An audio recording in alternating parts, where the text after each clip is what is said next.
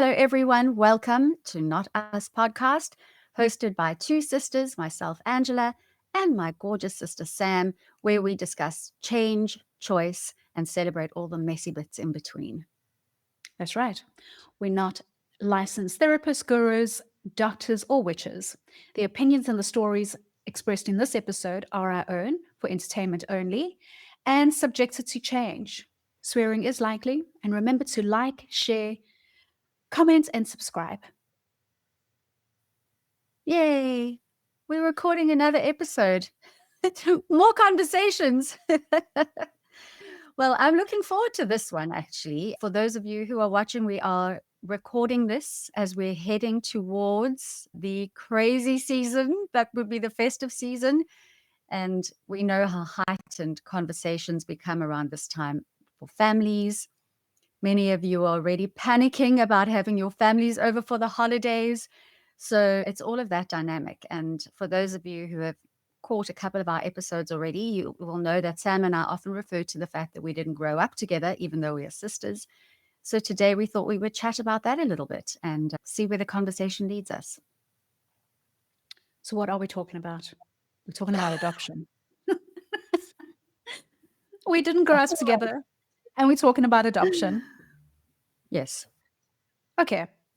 I mean, this is an Yeah. exciting conversation, and it's a conversation that I think you are an expert on. I look forward to hearing more about your experience as a adopted child or adopted princess. So where should we kick it off? Well, Start I at the think birth. maybe that's a very good place to start. Well, I think as we start this episode, I just want to mention two things. The one is we are not going to be talking or necessarily mentioning the names of our family and those around us. Although we have their express permission, which we have sought to have this conversation, their stories are their stories and life happens through your own eyes. And so I look forward to at some point in time having our siblings and our mom and whoever else who wants to join in the conversation.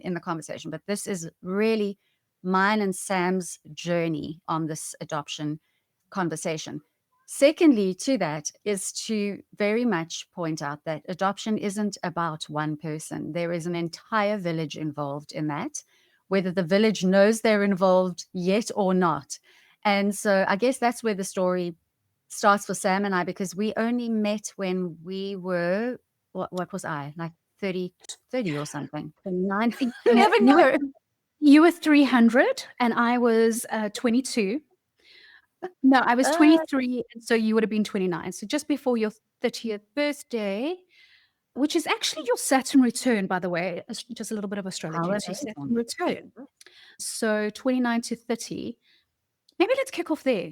So you came into our lives when you were around 29. It might have just been just before your 29th birthday. How long have you been seeking out your birth parent or your birth mother? How did it come about in terms of meeting, eventually me, but meeting our mom? It all So comes back to me. it all comes back to that little Leo sitting over there. Oh my gosh. Well, I've always known that I was adopted, and I'm so grateful for that. I think when I was like 6 years old, and this is my memory of it, of course, but we had a conversation in school about adopted children, and I'm sure that that's probably part of the planning because there will be a number of kids in the class who are adopted. So I'd come back from school and I told my mom about the story, and she said to me, "You are one of those special children." And she told me this whole beautiful story about how her and my dad couldn't have kids. And so they were looking for a baby, and they came to this place where there was this huge big room full of the most beautiful babies. And there I was, the most special baby of all the babies. And they were so lucky they got to bring me home with them. And so they'd always made it that I was a real gift to them, this really special gift. And so I suppose I had a relatively healthy grounding, as a starting point to that story. In reality, of course, they couldn't have their own children. They had put their names down for a baby. And I think they waited 2 years for me.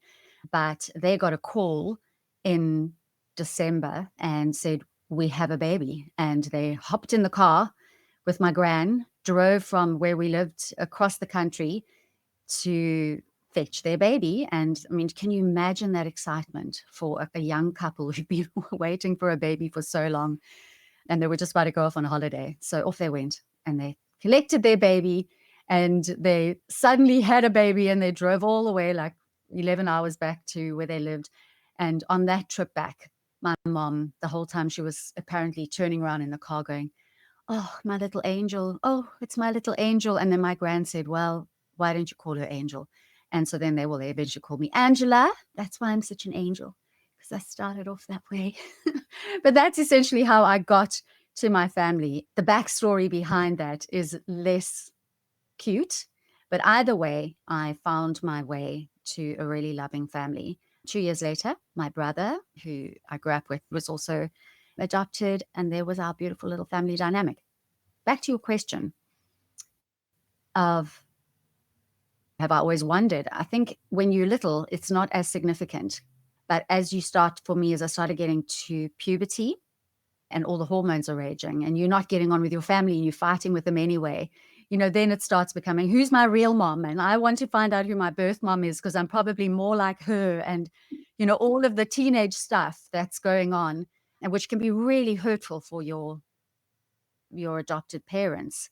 But I really, really wanted to know who my mom was from quite a young age already.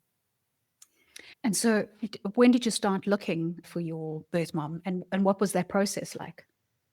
So I had adoptions were closed back in 1840 when I was adopted. Thank you for saying that, so I didn't have to. I was gonna go 1700, but 18, I'll split off to 1840. Cow. So yes, back in 1840, it was closed adoption. So if you gave a baby up for adoption, you could not look for the baby. I was adopted through the Catholic Women's League. That was the organization my family used. So they had records of my birth mom. But it wasn't as simple as that because I had my family's blessing and permission, and I still have all the letters, in fact, that I wrote saying, "I'm Angela and I'm 16 years old." I think my family wanted me to wait till I was 16, and I'd like to find out about my birth mother, and my mom had to sign that form and send it off, and we just heard nothing. I started looking for my birth mother when I was around 16, and I only met her just before I turned 30. So it wasn't as simple, but also in the back end of that, they did not want single women to have kids. So even though I found in the meantime that our mom really, that wasn't her choice. She didn't want to necessarily give me up for adoption, but she was young and that was just the circumstances. And so she had to do that. So she didn't have the choice. I had the choice as the child to look for my birth mom or not. Fast forward, yeah, what is that? Like 16, 14 years Yes. later, I had a dream one night. It was a Tuesday. I remember it so well. And I woke up the next morning and I said to my husband at the time, I had this dream and I'm going to do this myself. And so I was either going to hire a private investigator or actually just do it. I just had a deep longing to know where I belonged in the world. And this is really common amongst adopted children. I love my mommy. I speak to my mommy twice a day still. And I love my family. I love my brother. My dad, he passed away many years ago, but I was really close to them. But no one ever said to me, "Oh, you look like this person," or "You have your mom's eyes." And even back then, they used to try and match your coloring with your family. I was still quite different in a lot of ways to the family that I grew up with. I had a real drive just to connect and know my backstory. Probably also as an actress, I'm studying everyone else's lives and bringing them to life on stage, and yet I don't know my own backstory story. Mm. So I did that. I actually sat that day and looked through the phone book, and I knew my birth name, and I think I actually did phone our grandfather, in fact, as one of the calls. I went back to the Catholic Women's League again and I called them. And somehow, and that's why I really do believe in divine timing, and that when you're ready, then that journey can unfold for you. Because they suddenly were like, oh, yes, we've got your records here. And in one conversation, after that one dream, after 14 years of looking for our birth mom, they said, oh, this is your mom. They gave me a whole bunch of details about her, including the fact that I was brought to the place that I was adopted through by our uncle, who was a priest. And literally, they sent me straight to a family member. That's who you can get hold of. And so that's what I did. I got hold of him to first have a conversation with our mom to see if she wanted to see me, because that's something that my mommy was really afraid of. And just in terms of languaging, I refer to my mommy, who I grew up with, as my mommy or my mom. And I refer to our mom, my birth mom. And she's also really someone I'm really close to as a friend now. So she wears a number of other hats. But my mummy was really afraid for me to meet my birth mom because she didn't know what was going to be waiting for me. She was scared that I was going to be rejected and that she wouldn't want to see me. And she knew how that would hurt me. My story is a good news story, and they are not always like that. I would say probably more often not than are. And so when our uncle got hold of her, mentioned to our mom that it was about your daughter, also, never mind that she's been carrying this for so many years, she knew straight away who was talking about. And he actually thought that there was something wrong with me, and that's why I was making contact. But it took about 2 weeks, and then we had our first interaction. It's amazing for me that had you met earlier, I wonder if it would have been a good news story, both for yourself in terms of where you were in development, as well as our mom and her remaining children. Had we met earlier, it might not have turned out as well as it has. I also think what's quite interesting is that you were living in your birth city and you grew up and many thousands of kilometers away. You'd moved from PE to Cape Town and then from Cape Town to Pretoria. And that's where you were born, is in Pretoria. And it was while you were in Pretoria that you made contact. How long had you been up in Pretoria by the time you had reached out? Maybe like 2 years or so, less than 3 years. Yeah. It was interesting. It's like it was a full circle for me, that kind of coming back moment.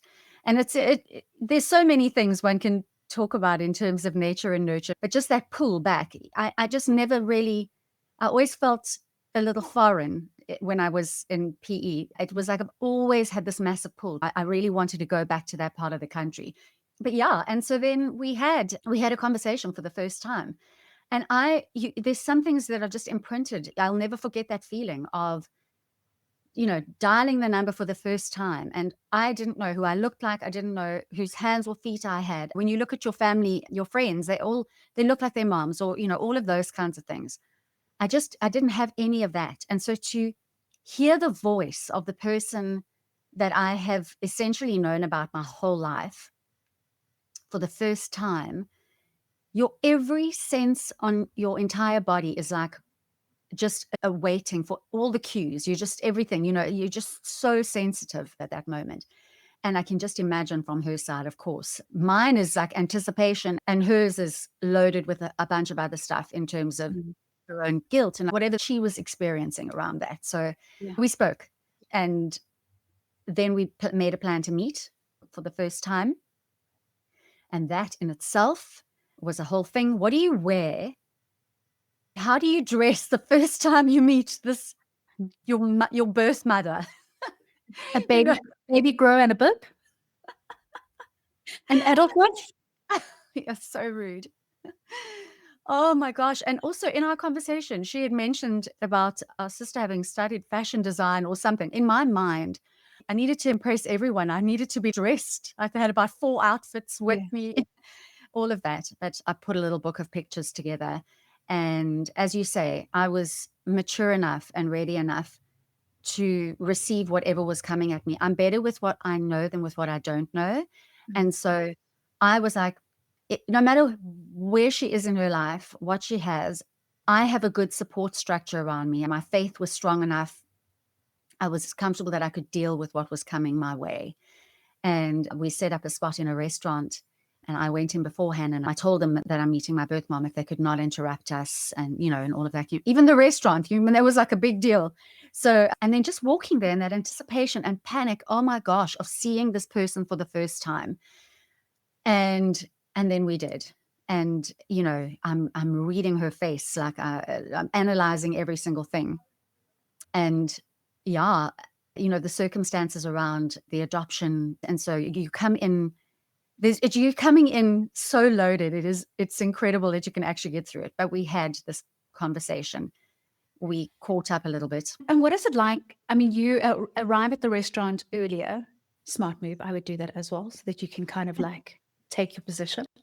She was sitting there before me because I set it up and then I went off. I had a rehearsal. And so you see this stranger who you know is your birth mom, and what's going through your mind or your body, or can you remember any thoughts, or is it just like so many things coming at you or through you at that moment? Yeah, I mean, I was scanning her to see if I looked like her. And did you? And well, we have similar eyes. I think all of our aunts, like we have, our eye shape is quite similar. So I think that I kind of recognized. But it was actually more her personality. And when she spoke about all of our aunts and the women in our family, I kind of got a sense of, oh, okay. And as we've got to know each other, the women in our family are all quite strong and quite opinionated. And so that was a real sense of belonging. But, one of the things that you really experience, obviously, as an adopted child is abandonment issues. And, that isn't necessarily behavioral from how the people around you treat you. It's absolutely cellular. I was fostered for a month, so you torn away from your birth mother. Whatever that chemistry is in your bodies is interrupted. Back in the day when I was fostered, the fostering process was very much, in fact, the letter from my foster mother is she only picked me up when it was time to feed me or to, just to kind of calm me. And then baby goes back down to sleep. So in terms of that bonding with your mother, that is impacted. So fast forward to 29 years later, and I'm actually going back and meeting my birth mother for the first time. It is layered with all that abandonment, that deep desire to be connected, but then also, oh my God, what if she doesn't like me? Do I look right? Am I, everything you're experiencing in your 20s as well. So walked in, and of course, she was only lovely and generous. I think for her, she looked at me and was like, can this really be my child? I think she was thinking we might need to do a DNA test at some point in time. Maybe that's because I was so sweet and you lot were a bunch of hooligans, That's not true. potentially. That's not true. If we've had this discussion, you present your sweetness up front and you keep your spice hidden. I, on the other hand, present my spice to make sure that only those worthy enough will filter through. But behind the hard toughness is, an angel, the real angel. Violins are playing in the background. Every time I speak, the angels start to The sing. enemies pause and flutter their wings. I when you were just describing the letter from your foster mom, I had to actually hold myself back from bursting into tears. And I think as you get older, you have a deeper sense of just how important those first couple of years are in terms of feeling loved, being nurtured, and being valued, and understanding that you are, regardless of circumstances, you are special. And I'm so glad that your mom was able to instill that in you, because for you to be described as baby and it's so cold actually genuinely breaks my heart. So I will now insert myself into this beautiful story. It's quite interesting how we as women can compartmentalize so much of our life, because I wasn't living with our mom, but my brother was, and he recalled her receiving this phone call, and he thought that she was seeing a psychologist, which, which of course he would jump to, just because of what he was overhearing on their side. And then I remember getting a phone call on a Friday afternoon from my mom saying, "Are you at home? Can I come and speak to you? There's something I need to tell you." And my mom never came to visit me, so it was very unusual. And I was panicked in terms of what she was going to tell me, and of course, my head went into various directions. And I was the first child that she actually told, and I was among the first in the family. I don't know if she told any of her sisters prior to telling me. And I don't know what she must have been experiencing. She must have had so much anxiety around judgments, around how do you explain this? And so she just said, "Look, I have to tell you that you have an older sister, and I've met her, and I think you had invited her and a guest The to show that I come was watch her rehearsing when I met her. perform, and she wanted to know if I would join her in meeting you." And then I was also given the privilege of telling our brother, who processes things very differently. He's quite detached, and I think she had a hard time in terms of how he would respond and how to explain the situation to him. So I then had to explain the situation, and true to form, he responded in the way that everyone thought it would be, which was, "I'm sorry to hear that," and moved on with his life. Then I met you and your former husband. Angela, of course, was looking very glamorous. She was doing a corporate. It's funny because I almost feel that I might have had like an out of body experience. I wasn't impacted by it. I wasn't like, of course, I was shocked by it because there was never, ever any kind of mention around you. Although I have to say, as a sneaky child, I recall reading in my mom's diary Rosanna's birthday. And I thought she had lied about the sister between us, her birthday, because she's actually in May. And I was like, well, why would she be saying it's Rosanna's birthday today, the 3rd of November? But of course, when you're young, you just kind of like move on with it, right? You're not going to ask questions. I was in your diary. Can you just explain? So you just move on. But then we met, and of course, you were lovely, and your former husband was lovely. And then I think you met Jade after that, and you and Jade formed a little bit of a Yeah. relationship because he was working in Pretoria and I was in Johannesburg. And so for the first couple of years, of course, I would attend some of your shows and stuff, and you came to the family Christmas. We always did a big family get together, sister's wedding, but it was a little bit distant. And I think only after I came back from London and when you started seeing women, and I was obviously involved with women, so there was that commonality. And then, of Mhm. course, you also moved down from Pretoria to Johannesburg. Down, I mean, it's It's this half an hour. 45-minute drive, but it's a different city, it's a different zip code. So you moved down to Johannesburg, which also made it a little bit more practical because our lives started to overlap in a lot of ways. And then we really started to form a relationship. And just a comment that I made to you earlier on is about nature and nurture. I remember Jade saying to me, and Jade's our brother, how similar we were, you and Hmm. I, in a lot of ways. He said it was kind of like looking at me in a lot of mannerisms, but Yeah. then, and then she thinks that she is so different. Uh, but in a lot of other ways, also not. And it's quite interesting when you think about nature versus nurture. But also a comment that I wanted to make is it's funny that you were seeking who were you like, whereas a child, I always felt different, even within our birth family. I always felt different, and I always felt like maybe this is actually not my family. Maybe I was mixed up in the hospital, and having this feeling that, and of course, I love my family, and this is just being a teenager, and feeling like, oh, well, I'm different. Maybe there's a different family dynamic. It is quite interesting that even though that was your experience, as teenagers, we see our differences and don't necessarily see the sameness we have with the people around us. Exactly. I mean, it was interesting when I met our mom that first day. I remember leaving that meeting and just the complete anxiety about leaving her again. Like after having been apart for so long, it felt like such a pull away. Like you just want to be like, when is the next time? Like, when can I have some more, more time? But I phoned my husband at the time and said to him, it's such a weird thing to say because I can't possibly say that I love her because I don't know her.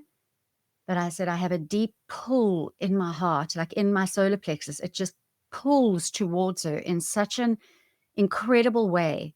Now, of course, many years later, and we have all of the science around that DNA and the cellular memory and, all of that available to us, like that would be very natural. But it was just such an amazing sensation because I've met lots of people in my life, lots of people who, important to meet, but I've never had that same Yeah. pull. It's such an interesting connection. And I've always, then of course with you, I'd always wanted a baby sister. And then there you were, this gorgeous creature. But it's like, how do you suddenly, she starts, as the angels start fluttering, how do you get to know someone in a natural kind of way? And I remember your partner at the time messaging me, and I think we hadn't spent that much time. As you said, I'd spent time with Jade.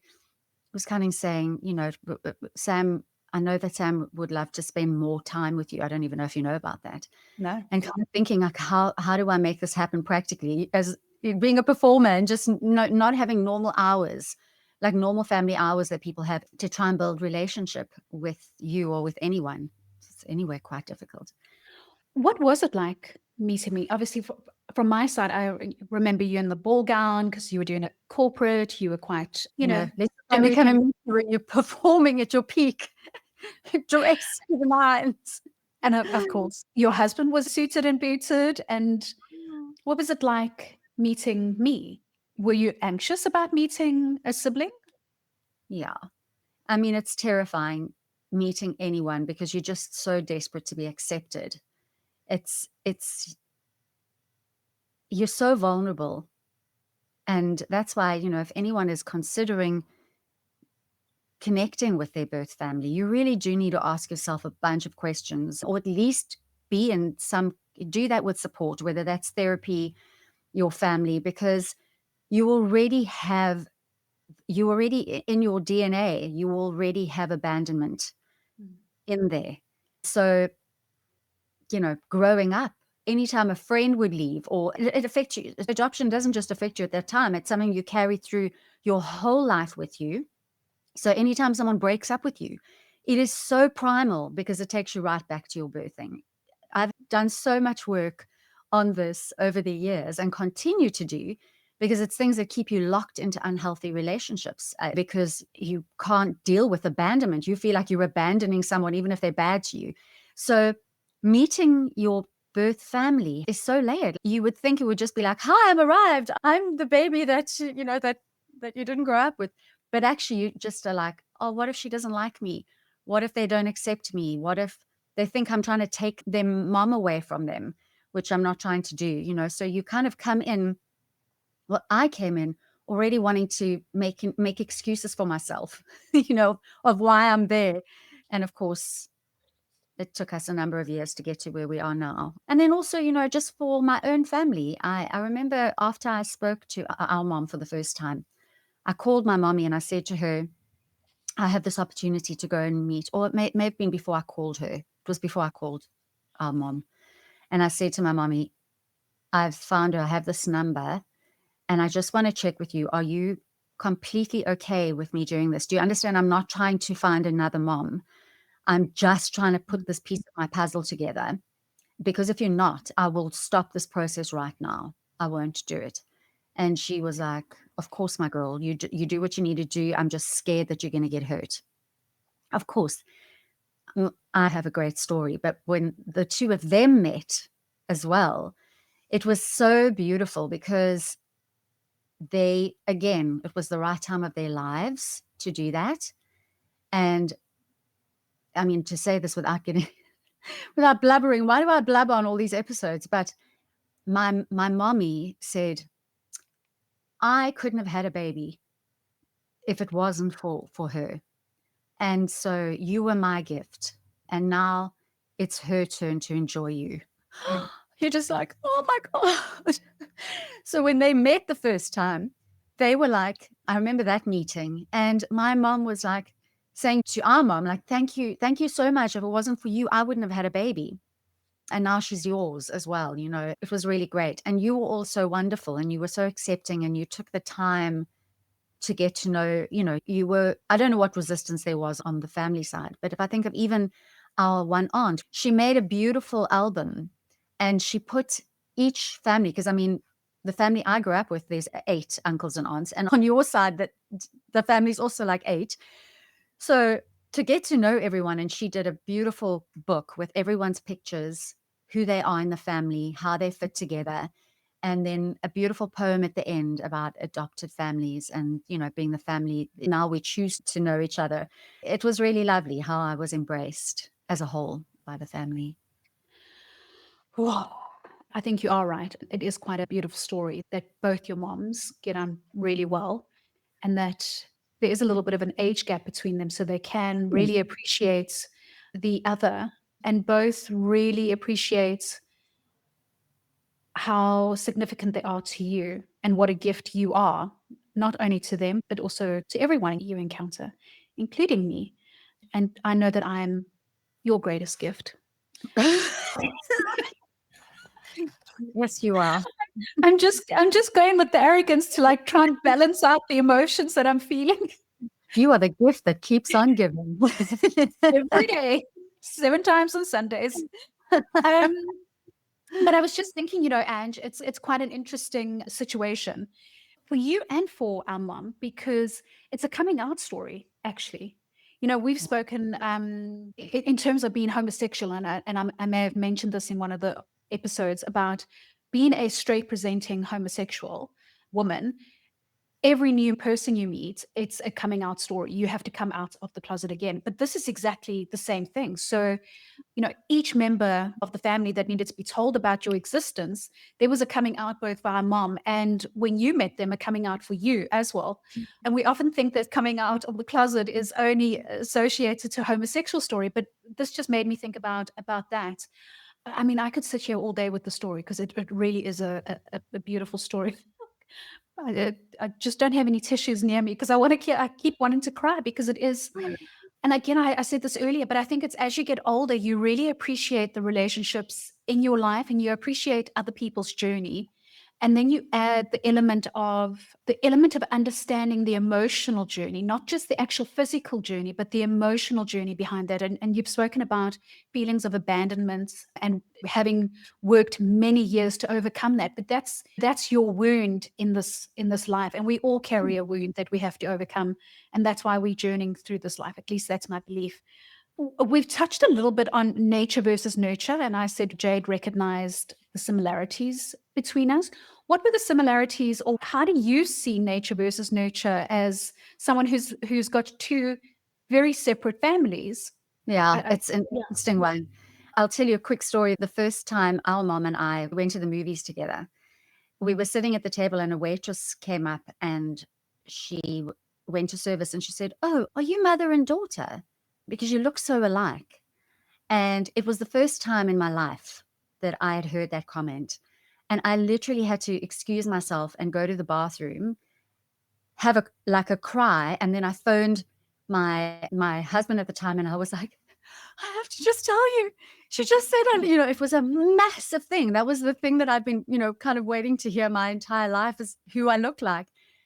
But I think in getting to know the family, I'm, quite feisty. I've got all of the Mediterranean in me, blood in me, mannerisms. And my mommy is the sweetest. She is like the fairy godmother. She's the sweetest person on the planet. And I was just, I mean, dealing with me then as a teenager and just as a human was was a whole challenge. And I'm sure there's an entire episode we can do on parenting adopted children. But the relief to me was to meet all of the women and the aunts and everyone and see where I got my spice from. That actually they're all a little fiery, all really strong women. And also just seeing how you engage with one another, that healthy argument and banter, and sometimes not so healthy, but whatever that is, just that female dynamic. It's a very female, strong family. So that was really lovely for me. Little things like our brother's name. I grew up always saying, "Well, if I have a child, I'm calling it Jade." Then I met you lot, and our brother was called Jade. I mean, there's just all kinds of little family things, but I think it's more I discovered as we were going along. I think it's more observing for those of you who actually meeting me and then seeing the similarities. I suppose the question to you is, how similar am I to you all? But just to answer your question about my adopted family, that nature versus nurture, my learned behavior comes from the nurturing, of course. And a lot of how we show up in life is learned behavior. So I have my instinct, my go-to is very often related to my genes and my DNA. That's always funny for me, especially my foul mouth, because I did not grow up with a mother who swears. You know what? I'm going to protect the family reputation here. I'm going to say your full mouth is your own. Own it. I am going to stand by my I'm going to stand by my conviction. You all have potty mouths, and that's where that is 100%, or maybe not all. Just you and your mother. It, our mother. But I want to slip in there and say the following. We actually had this conversation a couple of days ago where I said to you, had you grown up with our mother, the two of you are so much alike. You would have been her, Achilles heel. and not even her Achilles heel. I think it would have been like her twin experience of what she must have been like with her own mother. I think you would have been, yeah, I think you would have sent her straight to an early grave, actually, because it would have been like bringing up herself. Our mum is the oldest of all of her siblings and was definitely known as the feistiest and the most rebellious. And I think even as, you know, in her ripe old age, she is still rebellious. And so I think, well, Angela, it leads with the nurture part. Had you grown up with her, it would have been World War 3, 4, 5, and 10. And there's also a saying that the oldest daughter is the most like the mother. And so I spent my entire life being told, you just like your mom. And often thinking to myself, no, actually, I'm not. And it's because you don't know what my dad looks like. And my coloring's not like my mom at all. I'm blonde and I have blue gray eyes, and she's dark headed with green eyes. And you guys have got the same eye color. Mm-hmm. And so it's so interesting again in terms of you experiencing that, wanting to be acknowledged as looking like someone, and me spending my entire life going, no, I don't look like her at all. And I'm not like her at all. Actually, we're completely opposite. And we're born 3 days apart. So there is a lot of similarity. But spending more time with you now that you've moved to the UK and I'm in the Netherlands, you are so much like Denise in a lot of ways, the good and the bad. Great. And it's quite interesting to see how much you are like our mother. And definitely, even though I grew up as the oldest daughter and you grew up Thought as she the was the oldest, firstborn. you She know, was the firstborn. the fact of the matter is that you were first out of that womb. You have the most of her personality, actually. My DNA runs all the way through to you. Yes, you know, that's apparently what is said, you know, that the oldest child's DNA runs through all of us. So I will Mm. from now on say when I am a little bit dramatic, it's not because I take after my mother, it's because I take after my sister. Oh my gosh. So Well, let me ask you a couple of questions. What are some of the craziest questions or some of the common questions you get asked when people find out that you are adopted? well, I don't, sometimes people don't ask questions. Sometimes people feel like it's something that shouldn't be spoken about, which is always really surprising to me. Like there's something wrong with it. Nowadays, although infant or adopting babies used to be the most popular, now because of what's going on in the world, a lot of adoption happens sort of with 3 to 4 year olds. So sometimes people aren't sure where to come in with that question. I think that people almost feel sorry for me sometimes. And so they'll ask, oh, shame. How was that for you? Things like that. And you're like, well, for me, amazing. I got the best of both worlds. But I think there's also the question that happens, and it was really interesting conversation I had with my partner Nathan, because he adopted his son when his son was about 3 or 4 years old. And so for him, he was saying the interesting thing is it's the language around your real family. And so he was saying to me when we were talking about it before this episode, the hardest part for him was actually getting people to accept that this is my real child. You get questions like, "Well, do you want one of your own?" And he's like, "He is my own, and he's gonna be my only child." And the only thing I'm able to liken it to, and I apologize if this does not land well, but I can only reference the closest things to me are my fur babies. And you'll know this as the mother of, fur babies. God help anyone who tells me that my dog is not mine or my cat is not mine. They are mine. You know what I mean? Like, that is my baby. And so I can just imagine for parents who have adopted a child, especially if your child doesn't look like you. I mean, we've got family members who've adopted children who are a different race than them. We know lots of the world isn't as picket fence as it used to be many years ago. Now families are made up of and are celebrated as being, you know, different. But there's still that thing of, are you the real child? Do you want one of your own? Would you ever adopt? The stigma around that. Some people are just like, I will never have someone else's child. And, it can be quite cruel. So I think I just want to mention that because I have a great story, but really there can be a lot of trauma around this for a lot of people. And one of the points around that is for people who only find out that they're adopted much later in life. I am so grateful to my adopted family for letting that be part of my life journey, even if you have the struggles that come with it. Friends of mine who I've seen who found out when they were 18 or 19 or later because they thought it was better for it to be secret. They have been so damaged by that because suddenly their entire identity is wiped out. They don't believe anything or trust anything in their lives. So I think that's something that if people ask me, "Are you glad you found out when you were a kid?" Yes, 100%, because then at least you can grow and deal with that, than suddenly finding out as an adult that your world isn't what you thought it was. So, yeah, there's so many. I like the questions. And so if you are watching and you have questions, please pop them in the chat. I'm happy to answer any questions that you have around this topic. It's when people go silent as though it's something Mm. that should not be spoken of. Yeah, feels like a shame, feels like, It oh, it's shame around that. You say Yeah. so many great things, and then I forget to write them down, or I forget what I wanna say about them, but, I mean, there's a couple of It's good things that very you've said. menopause. It is, and I'm also trying to be present in the conversation. As well. Um, yeah,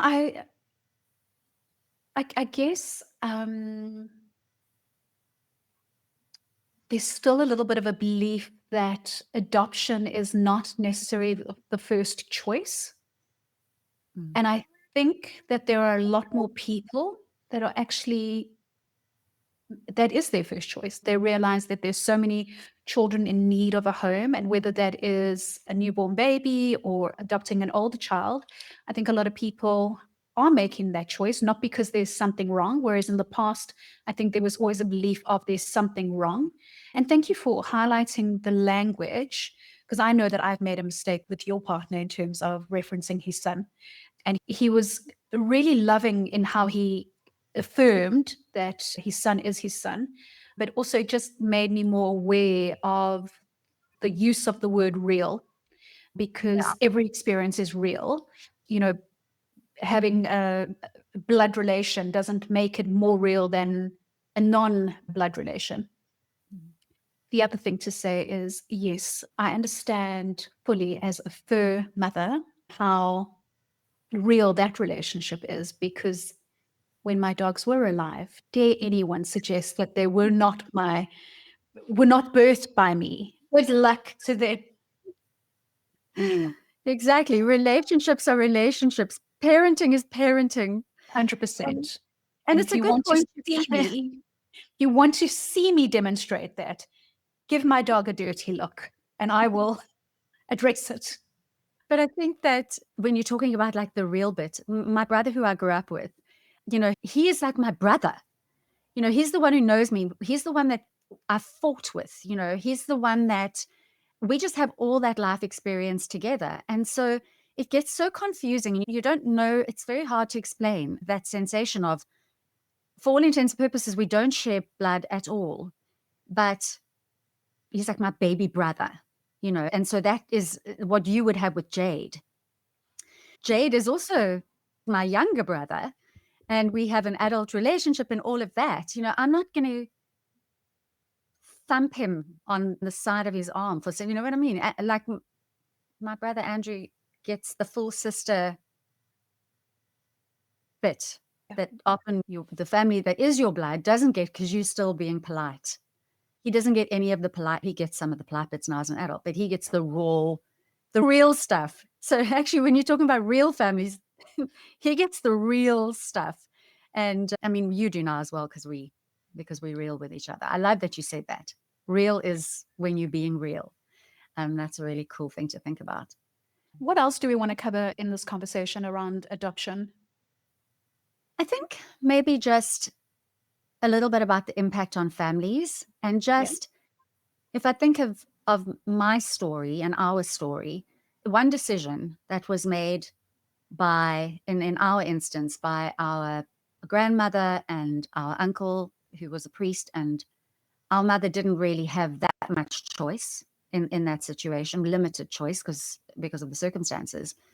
That one choice may not have felt like it impacted the world, but that stone being dropped in the water, how she then showed up in the world after that, the ripple effect on the whole family, and then us being reintroduced to one another, and you know a secret that she was forced to keep her whole life, and then even friendships.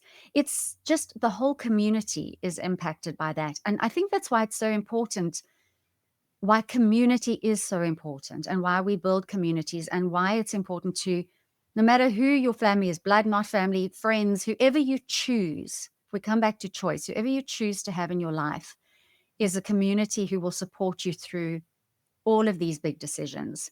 And so, like, choose your tribe well, have the people around you, because you never know what shows up in your life. For me, I had spent all that time looking, and I needed the support of if I was going to be rejected. For you, you needed a tribe around you. You didn't know what was going to land in your life next. That's true for all. We never know what's coming our way, what surprises lie around the next corner.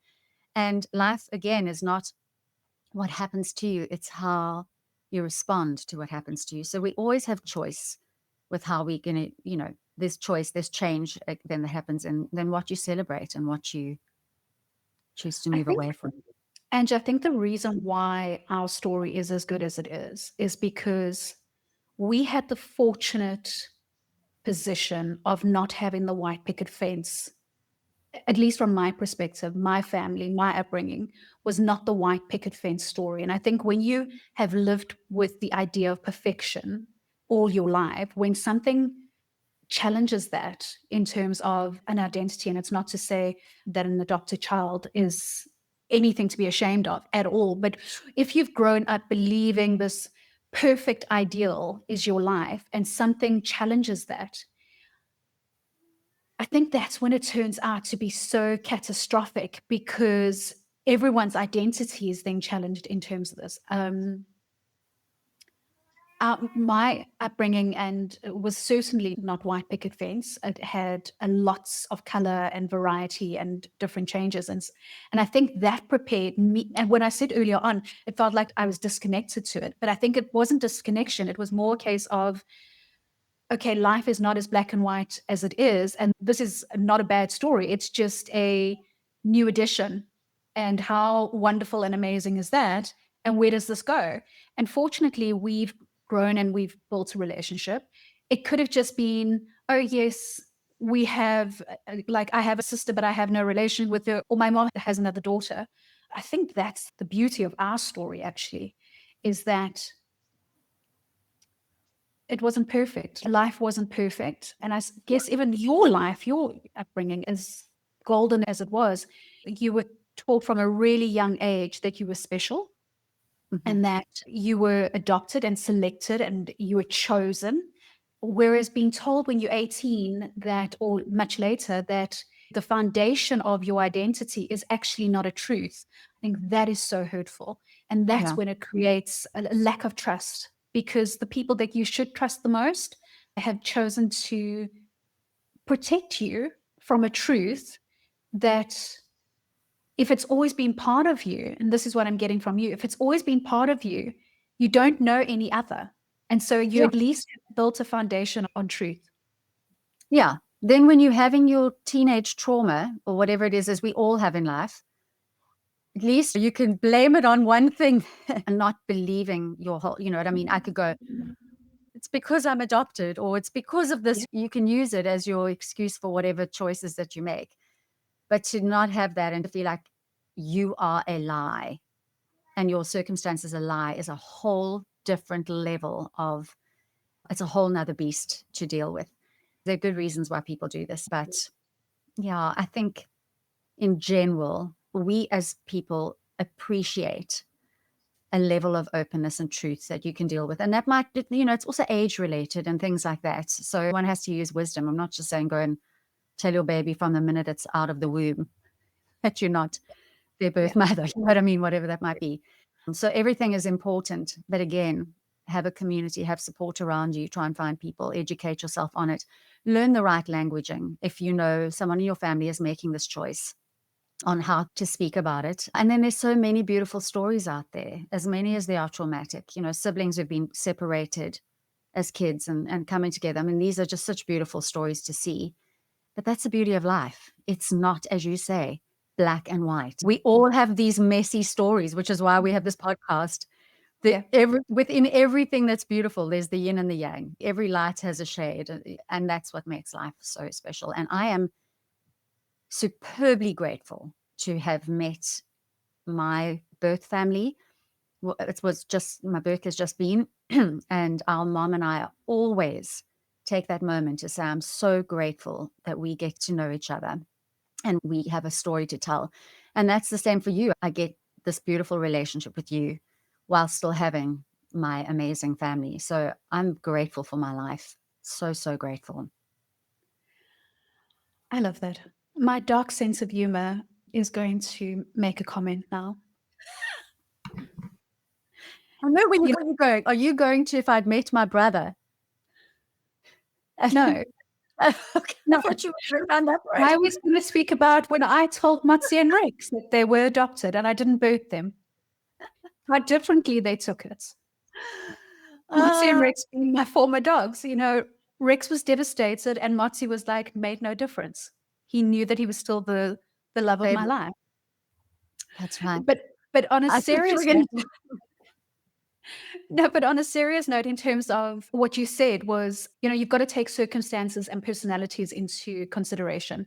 And Mm, we've mentioned this before, Dr. Gabor Mate, great doctor who speaks about different relationships and even within in a family, like we all have different relationships with our parents and our parents are at different stages. So I think it is important to understand just the long-term impact of telling the truth and what is real and how that impacts the personality of the individual that you're engaging with and the individuals. Because as you said so beautifully earlier on, adoption is not about one or two people, it impacts the entire greater family and communities around and your tribe around.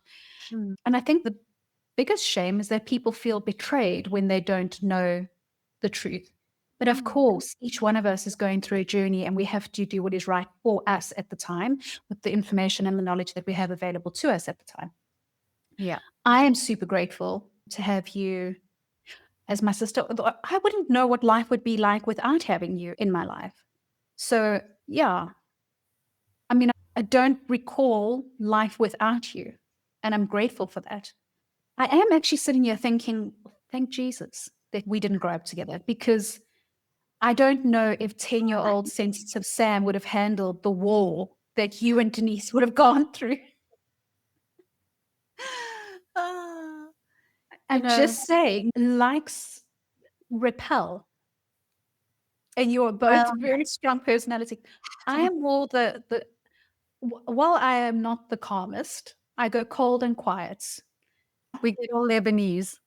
They they get fiery and vocal.